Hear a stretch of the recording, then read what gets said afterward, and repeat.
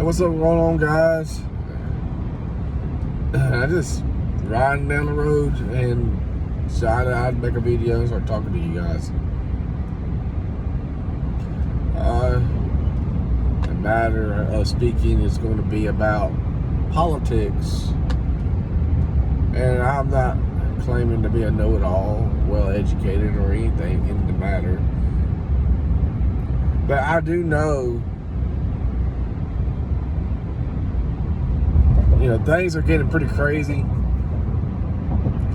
And I think the whole idea of America, I know this, the whole idea of America and the founding fathers who built the foundation for all this that we have today with the government we have, which still by far is the best government that sits on planet Earth, period. But it, like anything,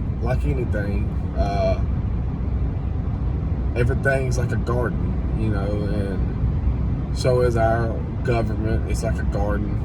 You have to tend to your soil, fertilize your soil, and get the soil just right. And then you start planting your seeds, and you start planting the seeds of freedom, and they will grow and start bearing fruit.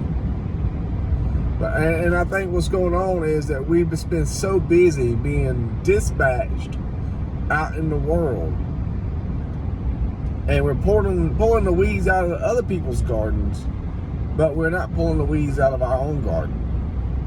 And those weeds are the corruption, the growing of power, the socialism ideology and takeover.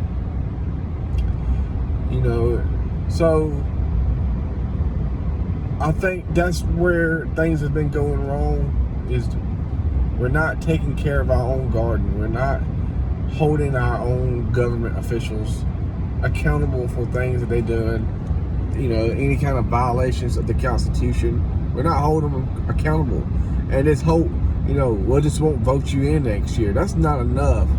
If you are in clear violation of the Constitution, which is the supreme law of the land, I think that there should be some jail sentencing. No slapping on the hand, but this should be some prison time. If I violate the law, I'm going to jail. Period. I'm gonna have to pay my debt to society and let the justice system do its thing with me. And that's just the way it is. That's just the way things are going to be, and that's the way it should be. I'm all for, the justice system. I'm all for, just you support your local law enforcement. Is it perfect? By no means. No, it's not. It needs some working done, a lot of work, education. But is it just so bad that we just need to get rid of it? No, you're stupid. But that's the same thing with the government. It's not. Is it perfect? No, it's not. It needs some working. There's a lot of weeds in our garden. We gotta get back out there and clean up the garden. We need to start holding people accountable. I like the idea of the way things used to be, like back when George Washington, when he became the first president of the United States, he did not pick his VP. The way things was originally founded is whoever got the most votes became the president, and whoever got the second most votes become the VP. And to me, I think that makes more sense. It's better, in my opinion. And leave your comments if people who are more well educated in the matter. Drop a comment below. Express how you feel.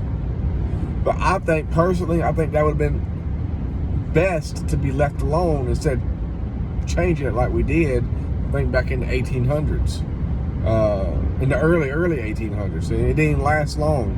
But I think the person who got the most votes, that should be the president, and then whoever got the second most should be the VP. And there should be no more of this whole picking your VP.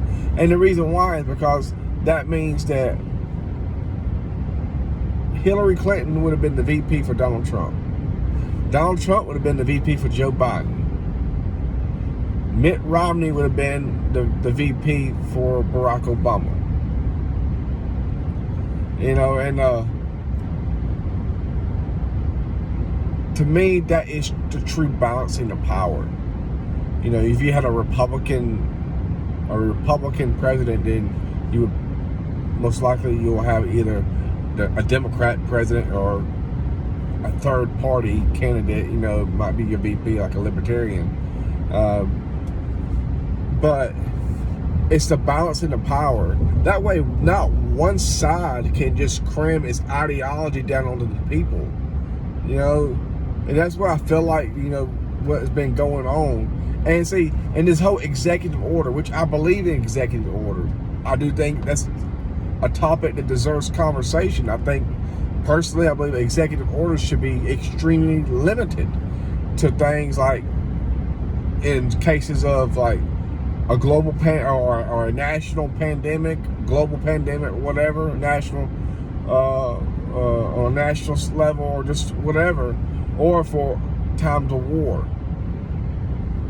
Other than that, I think everything should be done by reaching across the aisle and gaining the approval of the other side, working together, instead of this whole executive order and one party taking over the House and the presidency and just cramming down its ideology down to people's throat. I think there should be limited power, more balancing of the power, and I believe, my personal belief is by going back to the older ways when the second person who got the most votes became the VP. That way there's no more picking who's your VP. That way it's no more one party cramming its ideology down the throats of the American people, whether you're a Democrat or Republican. It should not happen either way.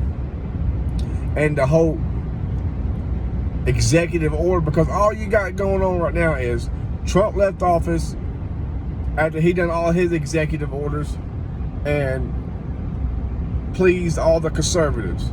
I'm a conservative, but I still back up what I believe in and what I'm saying. But Trump did all those executive orders for the Republican Party.